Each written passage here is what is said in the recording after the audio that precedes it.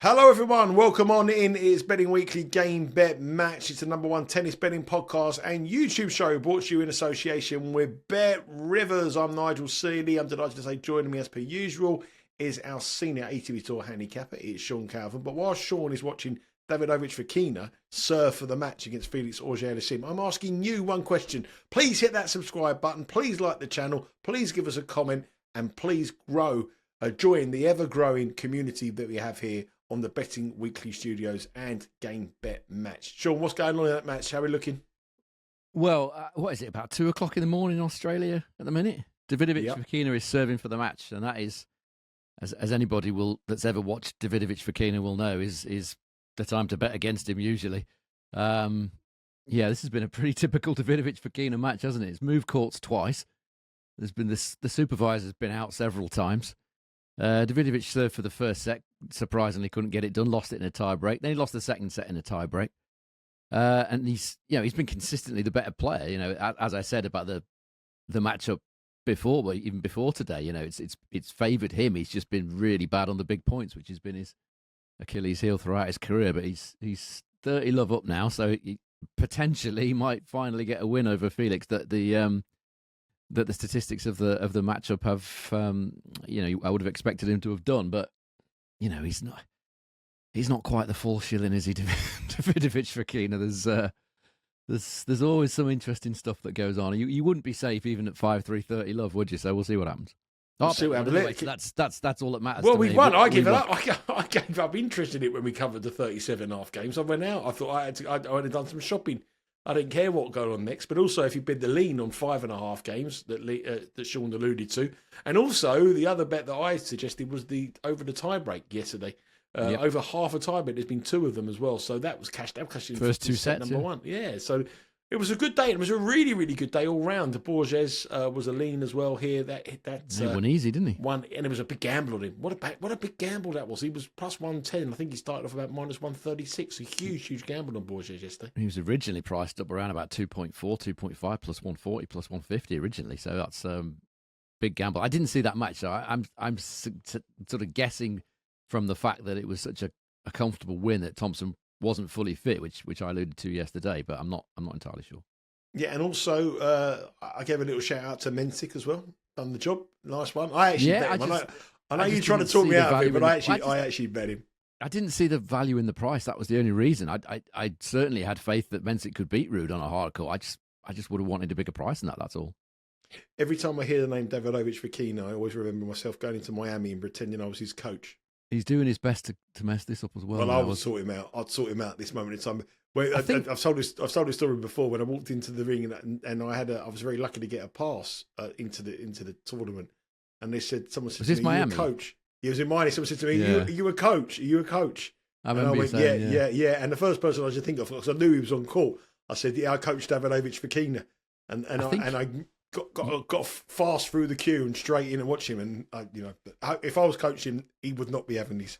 I think you'd probably be a better fit than Fernando Verdasco. I mean, the last person you want in your box when you have massive problems serving out sets and matches is Fernando Verdasco, who made a career out of failing to win matches that he should have won. Unless he's just going for the empathy, option. Fernando's been through this more than anybody. I don't. Maybe that's the vibe, but. He's won. He's won. I could sort him out mentally. There's no problem. I could sort him out mentally, but physically so? and physically. And this is talking about a man physically who's put his back out again. I've months of back problems. Had a bath this morning. Is this you? Yep. Got out of the bath. Went into the bedroom. Pulled the plug out of not the bath from the electrical point in the bedroom. Then bang, back gone. And now I'm like agony. I've had it for about a year, complete agony, more physio, more £75 an hour, $100 an hour for physio work.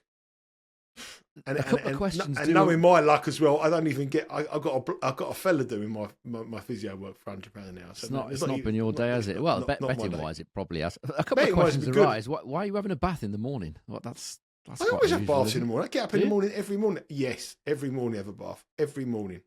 Don't think I've ever. And sometimes I have 2 baths a day.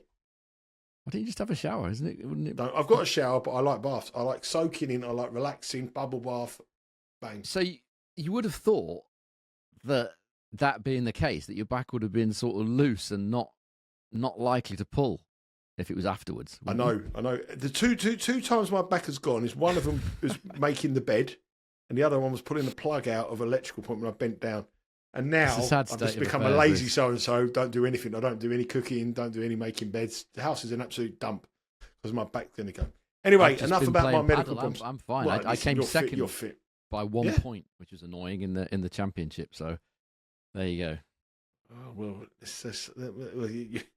there's no way I'll be doing anything like that. I'm finished. Let's move on to the matches and the outright. And David Etcheverry is going to join the list of contenders to win the Australian Open when the prices get up. But then we'll look at the main contenders here. And these are the latest outright prices after the night's action. As I said, it was a fantastic night for us. On the show, we gave 2 official picks. Massive bounce back. The thing is about this show, people give you criticism, people give you stuff. People say, the tips are rubbish and you work for the bookies and all that kind of stuff. But it gives you such a great pleasure to bounce back when you have a bad day. And that's what we did yesterday. I think it's better to bounce back rather than have a good day on the day you're number one and have a bad day down. So it's lovely to bounce back. So we bounce back.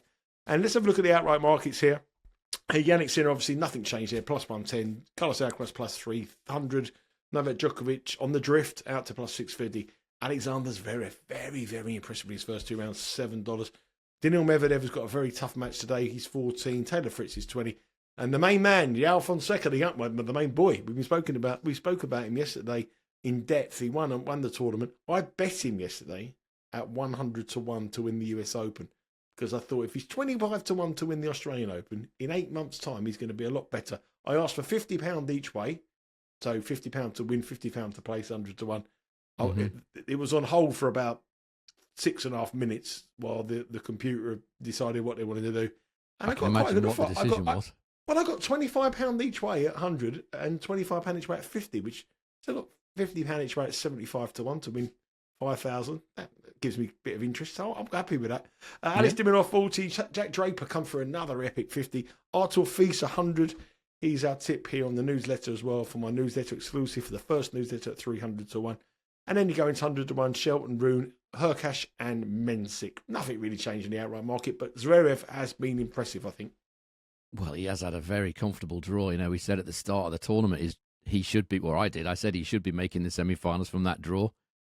I can't remember he played. He played an injured, a sort of barely fit Luca Pouille in the first round, didn't he? Yep. Luca Pouille, whose wrist is, sadly for him, not letting him play as he wants to. And then Pedro Martinez. And now he's got, Jacob Burnley in the next round. Yeah, it's, like I said at the start, he should be making the semi-finals from that draw. Nothing's changed. For me, the obvious stumbling block is Tommy Paul. And, we'll see if he overcomes that hurdle. But, yeah, as you were, really. Yeah, as you were. Nothing's really changed. Stats-wise, course speeds, weather conditions, what we got for today? Anything really different? Well, I think, today we talked about the rain, didn't we, which did come. And tomorrow it's going to be cool as well. So that I'm going to mention that in a couple of the bets that we're going to have. It's only going to be around 20 degrees tomorrow, which is, by Melbourne standards this time of year, that's pretty cool. There's a bit of wind around. There was a period today when it went up to about 27 mile an hour, the wind today, which is very, very windy. Still a bit of wind around, sort of 15 mile an hour tomorrow. So looking at that, you wouldn't say it was the best of conditions for the sort of big servers, wind and not very warm. So that's probably the thing to take when you're considering betting in tomorrow's matches.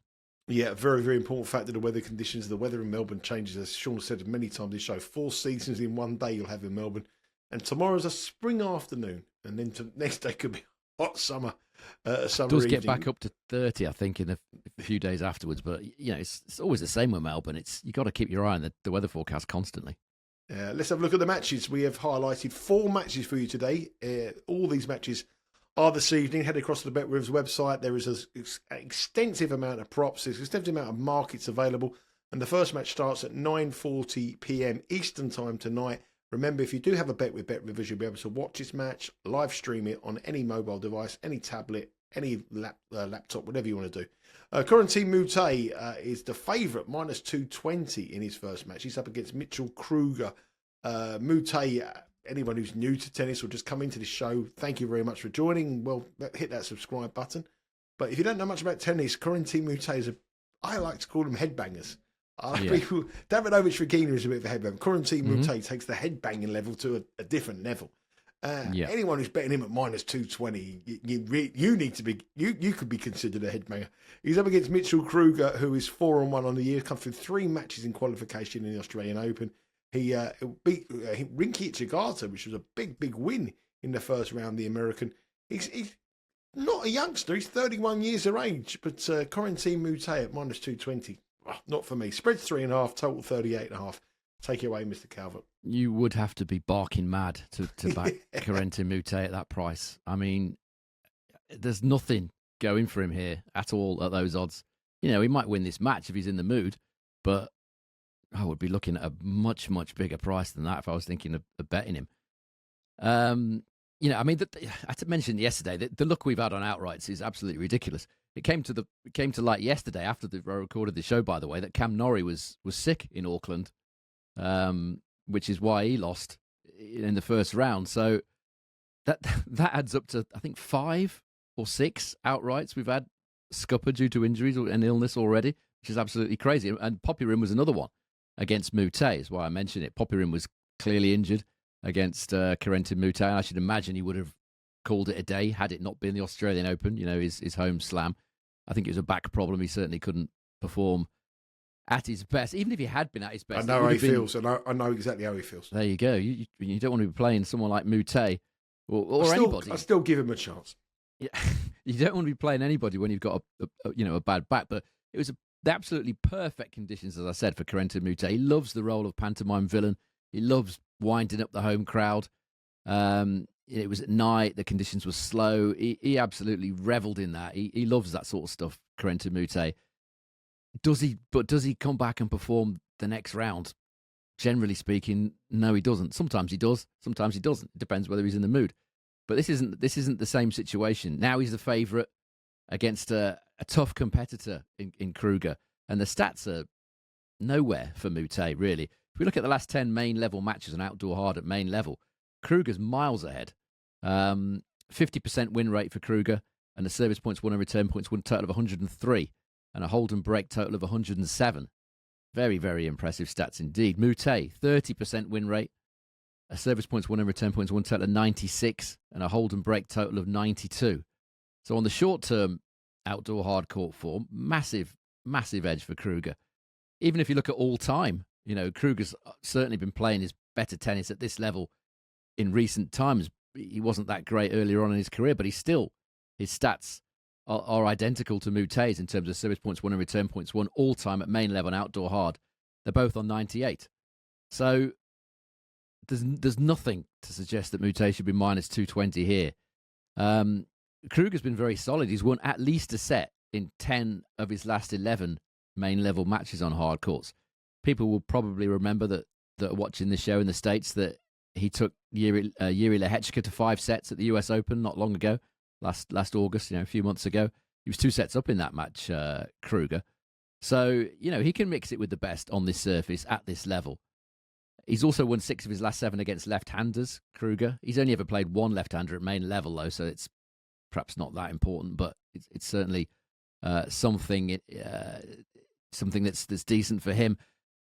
And when he beat Hijikata in that match you talked about in round 1, he beat him comfortably and impressively, and the backhand in particular was the standout shot for Kruger that day, and that will obviously be important shot playing against a left-hander. We don't know how he's going to fare with Moutet's peculiar style, boxer tricks, the constant moaning, all the stuff that goes with a Moutet match, all the hoopla that goes with playing Moutet. We don't know that because they've never met, but plus 175 about Kruger. I mean, yes, please. I'll take a chance on that. You don't know which Moutet is going to turn up. My suspicion is he won't fancy this, won't get his juices flowing as much as that match against Popyrin did. So we'll see. Kruger, I think decent value, very decent value, in fact. I think it's a very good trading game because Moutet's the kind of fella who could win a set 6-1 early and then just completely or lose unfold. 1 6-1. So it's one of those matches that if you're betting this or you're watching this for a time to play, Moutet could quite easily win the first set and then you might get plus $5 or plus $4.50 Kruger, and that's the time to bet him because Moutet is erratic. To say that's being complimentary. That is being generous, yeah. Yeah, I wouldn't bet Moutet at -220 against Freddie Kruger, let alone Mitchell Kruger. But anyway, I don't think he's in it this year.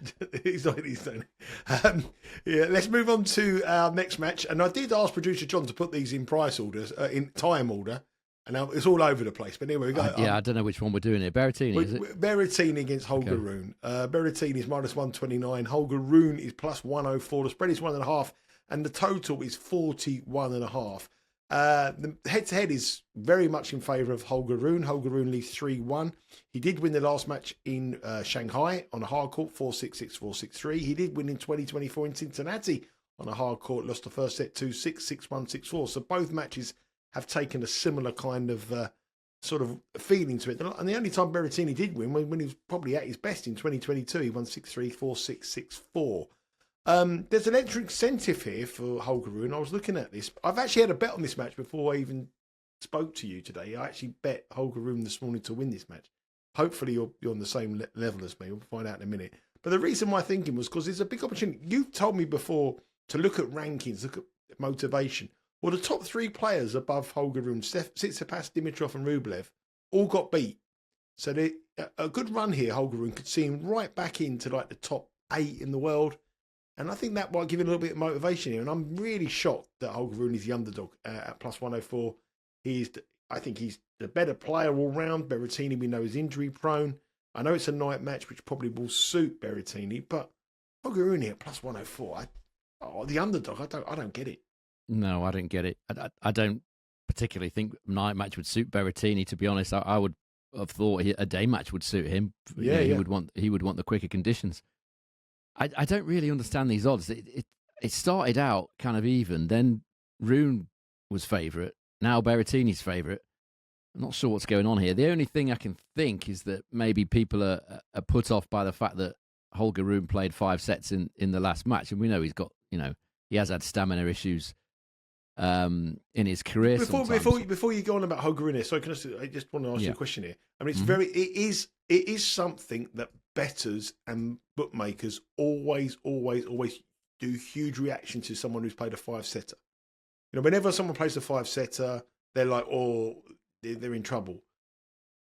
Do you think the market, on this occasion, clearly you do, but do you think generally it's like something that the market overreacts to, or is it something that we should do, usually, depending on the matchup, that use for our advantage or use as a cautionary if we're going to take someone who's gone 5 sets? But I tend to think that the market's very... Yeah, I suppose so.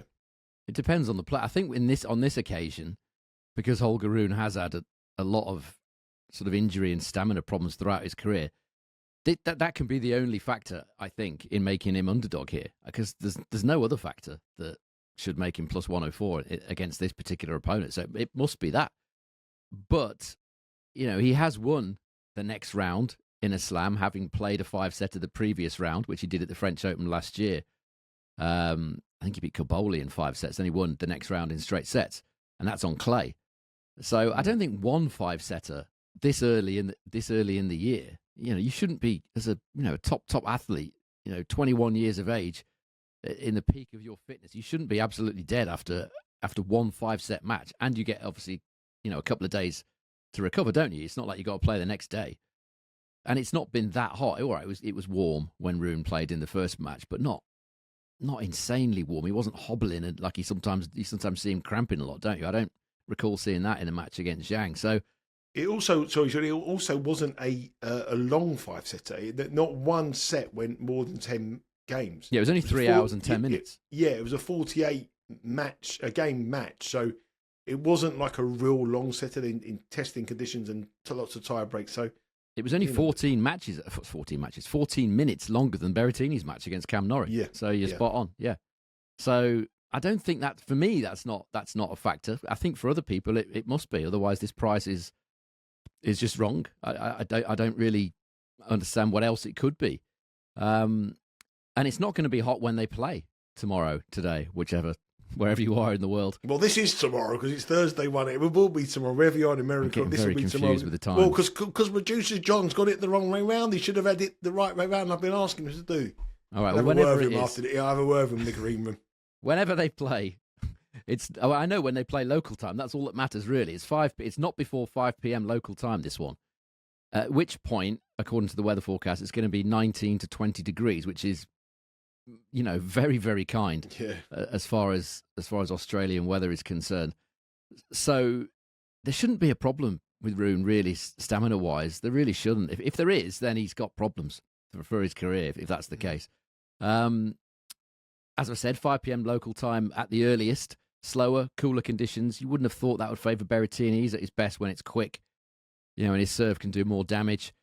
I mean, the head-to-head is massively overwhelming in favour of Holger Rune, not just in terms of the results. I know one was a retirement, which has skewed the stats a little bit, but it's still 108 to 92 in terms of service points won and return points won totals over the course of their career series, which is, huge.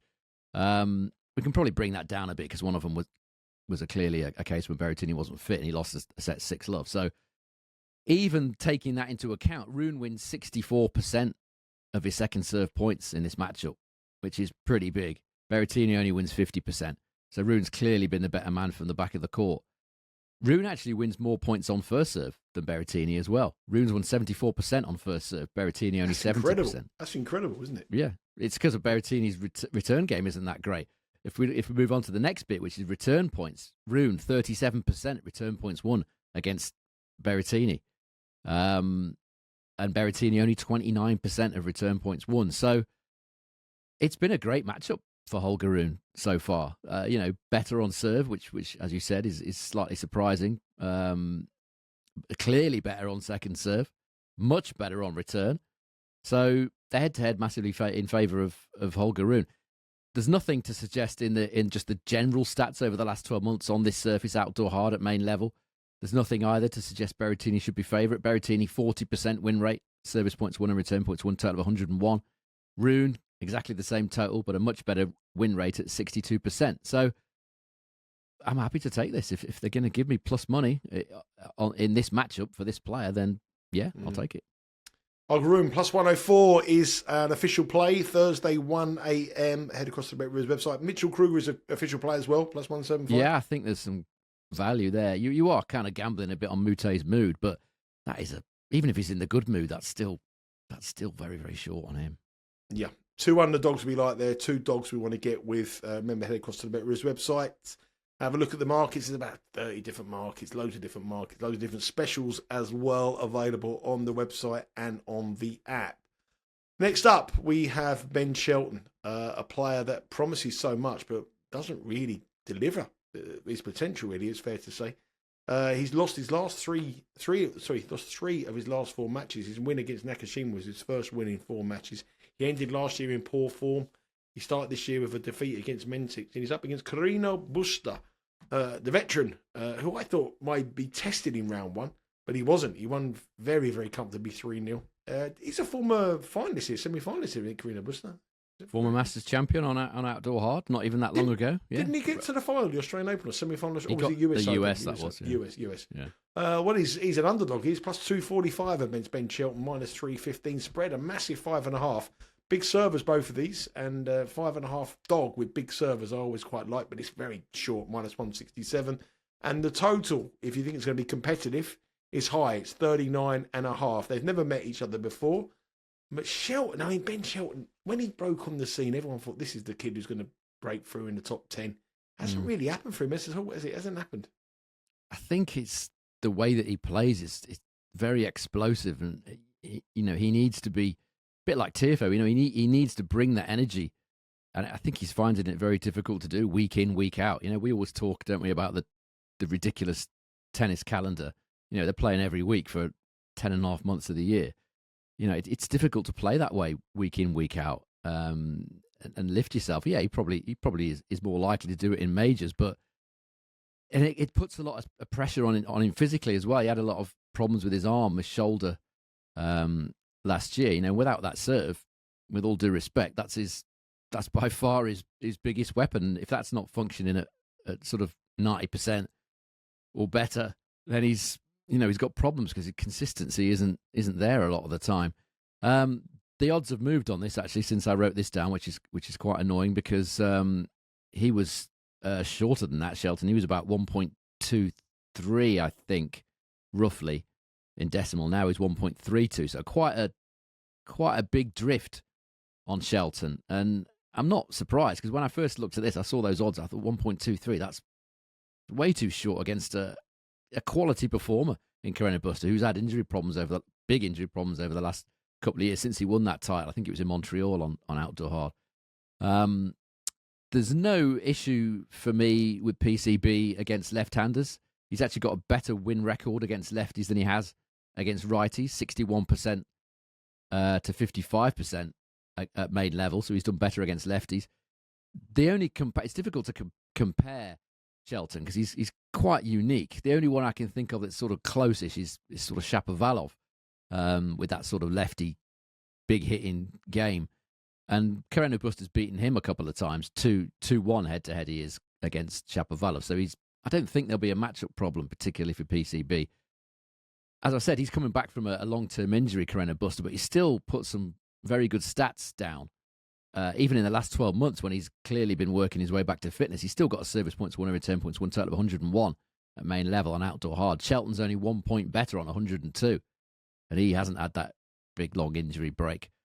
PCB's been a bit sort of up and down against big servers in the past, but he's only 5-7 win-loss on outdoor hard. So he's won 5 of the 12 on this surface against the guys that I have down as big servers. He's beaten Herkash 3 times. He's beaten Berrettini. He's beaten Isner, Kevin Anderson, Milos Raonic. He's beaten all those guys. So I'm not seeing a major problem sort of matchup-wise.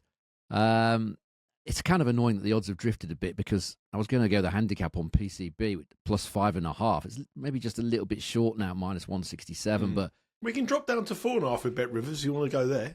Yeah, that would. I haven't seen the odds of that. But we can. Oh, I'm going to tell you what it is now. That's the beauty. 37 different markets there. I said 29, 30. I've been doing them a disservice. Actually, the handicap. If we go, so on, what we can do is we can drop it down. The game spread is. Yeah, I'm going to find it. You talk, I'll find it. I'm not sure what I can talk about now. Well, there are anything you want. The weather, whatever you want. Whatever you want. We can talk about the weather. I mean, there are plenty of markets you could. I mean, the totals is obvious, but it's 39.5 games now. Again, that's moved from what it was before. You could also play the over 17.5 player games for Carreno Busta. Again, 1.66, maybe just a touch on the short side, but I think that's highly likely to come in. If they're saying there's going to be 40 games in this, and Carreno Busta's only got to win 18 of them, I can't see Carreno Busta losing a set like 6-2, 6-3. I can't see too many sets like that happening. Shelton doesn't break serve often enough. I mean, the Nakashima match, that's a typical Nakashima match. He's lost it 7-6, 7-5, 7-5. Barely anything in it on the stats, but just the break point conversions, the big points. Nakashima, that's one of his big problems. Maybe go for the plus 4.5. I don't know what the odds are going to be. Minus 108, 4.5. Yeah, that's reasonable. I'd probably settle on that. Again, I just think the value's maybe gone a little bit, but if you still want to play, I'd probably play on the plus 4.5. So no official play on Shelton with Carreno Busta. You might look at the markets available. As I said, there's about 39 different markets available with Bet Rivers. I was doing them an injustice by saying 29. They stepped up their game in round number 2. And Carreno Busta, you can get them on given a start on the sets. You can get given a start on the games. Those are different markets available there. But Carreno Busta is a lean for Sean on those starts, receiving quite a generous start against Ben Shelton. Our final match, Wednesday, 10 p.m. Marcus Giron against Tomas Martin Etcheverry. Now, this is a total pick-em match. It's minus 112 with Bet Rivers. The total is 39.5. Now, this match here, of all the matches that we've discussed, has to be determined by the weather. I mean, if it was warm, if it was hot, you'd fancy Giron. If it's pretty chilly, as you say, you've got to go for Etcheverry. The market earlier today was very, very confident of Etcheverry. There was money for Etcheverry. Then Giron hit plus money. The market come for him. It's a match that really nobody can call. And I'm interested to see where you want to go here. Giron leads the head-to-head. I've only met once before in San Diego 2 years ago. Giron won 6-4, 6-3 on a hard court in San Diego. But this is a very interesting match because I do think, you say the weather conditions, this match is probably the one that's reliant on those weather conditions. Well, it's a day match. which is yeah, but if it was really hot, if it was a 27, 30 degree day, I think you'd have to fancy Giron, wouldn't you? And if it, now, I fancy Giron anyway. So well, yeah, but that's I think that's why the money, the line is moving because of the weather forecast. Because could be yesterday, earlier today, Giron was plus money and Etcheverry was a heavy minus money, and I think the weather forecast has determined that price. I think it's one match that if it was the hot conditions, I think Marcus Giron would be minus 125. But you tell me the reasons why you like it. I like him as well, but I was slightly worried when you talked about the weather. But we'll see what happens. Yeah, I mean it's certainly going to be cooler. It's perhaps not ideal, but it's not going to be one of those night matches like we just saw Davidovich against, Felix playing into the small hours of the morning. Then you would probably favour Etcheverry if it's going to be that cold and slow. But this is a day match. It should be okay. Statistically, Giron's got a reasonable edge for me here.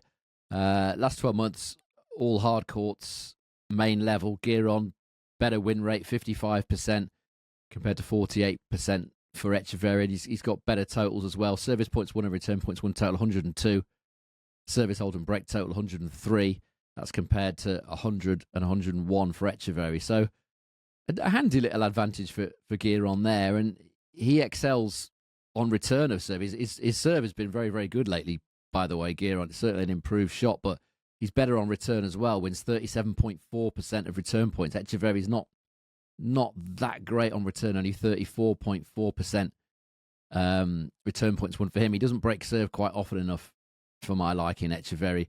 Giron had a terrible record at this tournament coming into this 2025 Australian Open. I don't think he'd won a match, but he certainly put that to bed in the first round, beat Yannick Hanfmann. We know Hanfmann's a big serving player, yet Giron created 23 breakpoint chances in that match. So very impressive performance from Giron against a guy that can really hit hard in Hanfmann.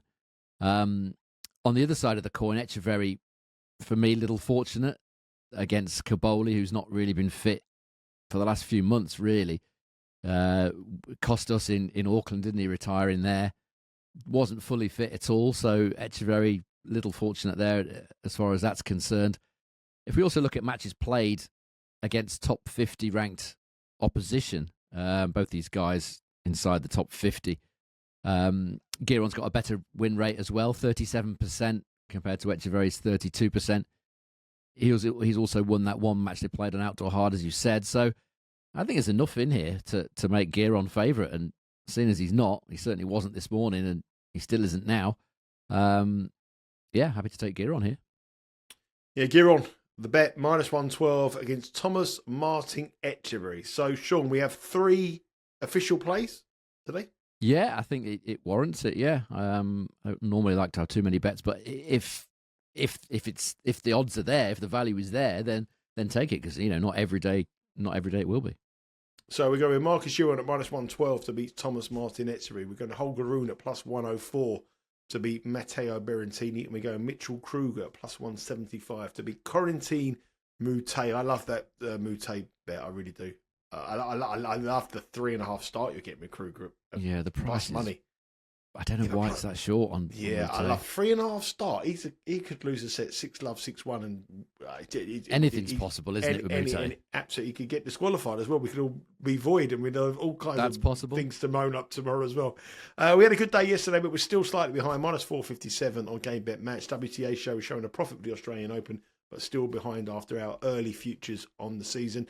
EPL show, there's lots of action tonight, and the extra time show as well, coming to you again at the weekend. Remember, Betting Weekly live every day, 11 o'clock Eastern Time, 4 p.m. UK. One of the handicapping team will be on that show with Dan Roebuck or Steve Wiss. And today I'll be joining Jack Wright looking at the Premier League and some tennis. Probably a little bit too late. If you're watching the show, you might have missed it. But if you see it tomorrow, see it for the week.